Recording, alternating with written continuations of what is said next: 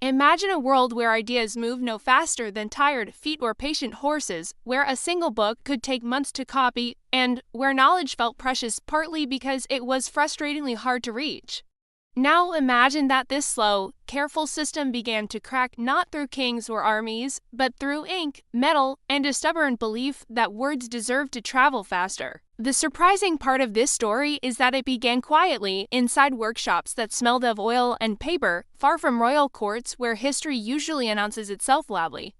The tension arrived early because information promised power, while tradition demanded control, and few societies enjoy watching old balances tilt unexpectedly. As we step into this moment, we are not entering a single invention, but a collision between patience and possibility that reshaped how humans shared ideas.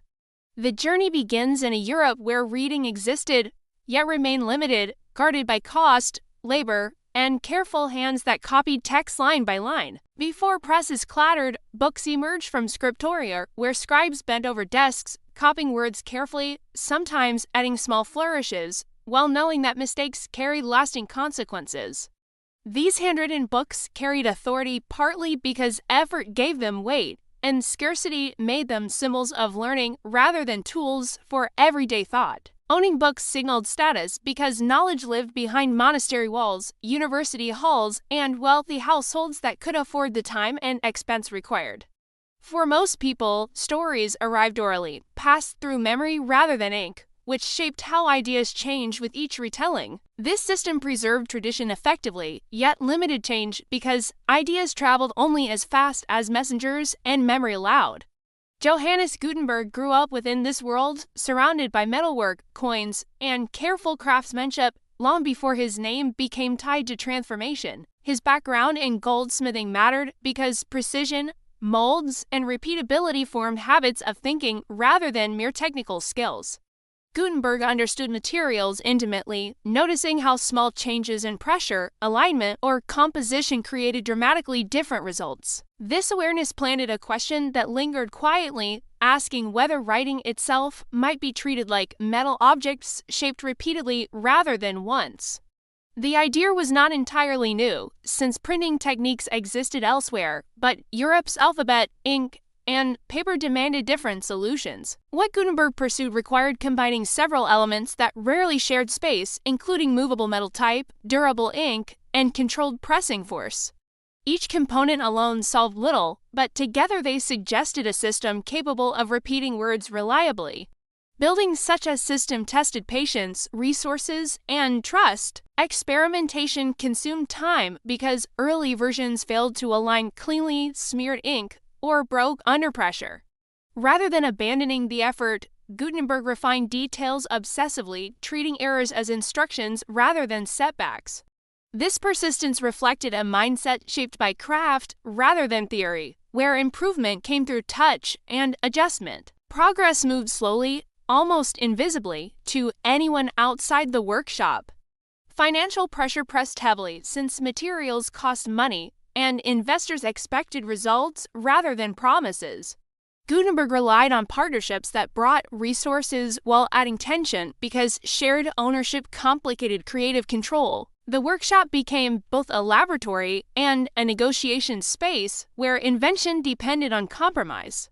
Risk hovered constantly, reminding everyone involved that new systems threaten old expectations.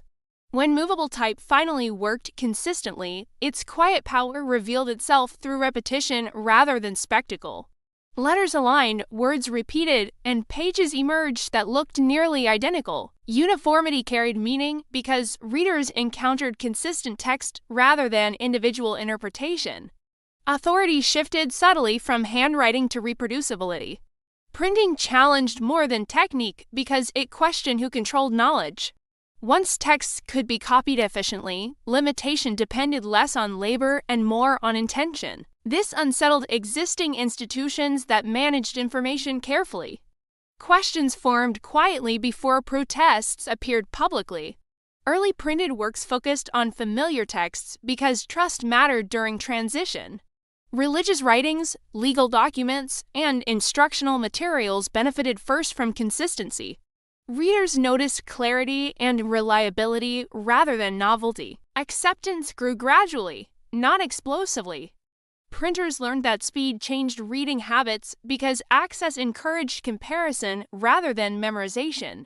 Readers began to expect availability, altering how they valued information. Books shifted from treasures to tools, ideas prepared to travel farther than before. Gutenberg's workshop demonstrated a model rather than merely a machine. The process required organization, standardized parts, and coordination among workers. Printing became an industry rather than an isolated craft. Replication extended beyond pages. Cities offered fertile ground since trade routes spread goods and news simultaneously. Print shops clustered where commerce already flowed. Information followed familiar paths. Movement multiplied momentum. As presses appeared elsewhere, local adaptations emerged, reflecting regional languages and priorities. Uniform technology met diverse culture, creating variation without losing structure. Printing adapted easily, flexibility ensured survival. The growing presence of printed materials slowly altered conversation, education, and expectation. People encountered ideas without intermediaries. Authority faced quiet redistribution, change arrived through familiarity. By this point, printing no longer belonged solely to its inventor because systems, once proven, invite imitation. The groundwork had been laid carefully. Momentum gathered patiently, the story prepared to widen. As Leonardo's interests matured, his thinking grew increasingly systematic because curiosity alone no longer satisfied him unless it could be tested, compared, and revised through repeated observation over time. He treated mistakes not as endings, but as signals, quietly indicating where understanding remained incomplete and deserved further attention rather than quick judgment. This attitude allowed his mind to remain flexible, since changing an idea felt natural when evidence suggested a better path forward. Leonardo's fascination with the human body deepened gradually, driven by a desire to understand how movement, balance, and expression worked beneath the skin. Studying anatomy required patience and courage because it involved confronting social discomfort while pursuing knowledge most avoided. Each detailed sketch reflected respect for complexity, revealing how structure supported motion and how precision enhanced rather than reduced wonder. Rather than separating science from art, Leonardo allowed them to inform one another constantly, creating a loop of insight that strengthened both disciplines. Understanding muscles improved painting, while drawing clarified anatomical relationships that pure description could not easily explain. This exchange made learning efficient because one skill reinforced another instead of competing for attention. His mechanical studies followed similar patterns, since he believed machines should imitate nature's efficiency rather than fight against it. Bird wings inspired flying devices, flowing water influenced hydraulic designs, and gears mirrored natural cycles he observed everywhere. Even when ideas exceeded available technology, the thinking behind them revealed deep understanding of movement and force. Leonardo's notebooks grew thicker with layered thought as diagrams overlapped with reflections, reminders, and questions awaiting future investigation. These pages were not meant for publication because they served as conversation spaces where Leonardo debated himself honestly. Ideas lived there safely, free from immediate judgment, allowing creativity to remain playful yet disciplined. Time management challenged him constantly because interest multiplied faster than hours allowed. Rather than choosing focus narrowly, Leonardo accepted this tension, trusting that diverse curiosity enriched understanding overall. He lived with unfinished ideas as companions, knowing they continued shaping his thinking even without final form. Potrons often misunderstood this process, expecting clear results rather than evolving exploration. Leonardo responded carefully, presenting practical outcomes while quietly continuing deeper studies behind the scenes. This balance preserved support while protecting intellectual freedom. Leonardo's approach to learning emphasized direct experience because reading alone could not satisfy his desire to understand mechanisms and causes. Experiments filled gaps where text remained silent, allowing discovery through interaction with materials and forces. Knowledge became something built through effort rather than received through authority.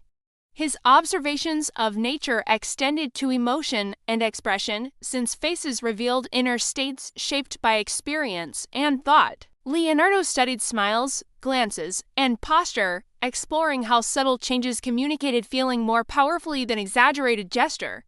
This sensitivity influenced his portraits, giving them quiet realism that still feels alive. Philosophically, Leonardo believed humans belonged within nature rather than above it, connected by shared patterns and principles. This belief shaped his respect for balance, proportion, and harmony across disciplines. Understanding required humility, since nature always exceeded complete comprehension. As years passed, Leonardo's curiosity remained youthful, refusing stagnation despite growing experience. He continued questioning basic assumptions, understanding that expertise could become a barrier if left unchallenged. Learning stayed dynamic, driven by wonder rather than routine. The rhythm of Leonardo's thinking involved cycles of exploration, reflection, and refinement rather than linear progress. Ideas returned transformed after time, benefiting from additional observation and maturity. Patience allowed insight to deepen naturally without force. Social interaction continued influencing him because exchanging ideas sharpened thought through comparison and debate. Leonardo listened carefully, absorbing perspectives while maintaining independence of judgment. Collaboration enriched creativity without replacing individual responsibility. Uncertainty never frightened him because unanswered questions represented opportunity rather than failure. He accepted ambiguity as part of thinking, trusting that clarity emerged through sustained attention. This comfort with uncertainty distinguished his approach from those seeking immediate certainty. Leonardo's mind operated like a bridge, connecting observation and imagination without prioritizing one over the other. Ideas crossed freely, gaining strength through interaction rather than isolation. Creativity became a method, not a moment. Even leisure served learning because moments of rest allowed ideas to settle and recombine quietly. Observation continued unconsciously, turning everyday experiences into future insights. Thinking never fully stopped, even during stillness. Through all this, Leonardo remained guided by curiosity rather than ambition alone. Recognition mattered less than understanding, shaping choices that favored exploration over convenience. Purpose emerged from engagement, not external reward. The structure of Leonardo's mind revealed itself not through singular achievements, but through persistent inquiry woven across disciplines. His way of thinking encouraged seeing connections where others saw divisions, strengthening adaptability.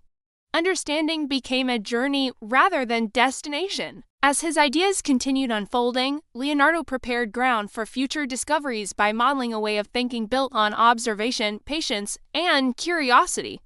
His mind stayed open, welcoming complexity rather than resisting it.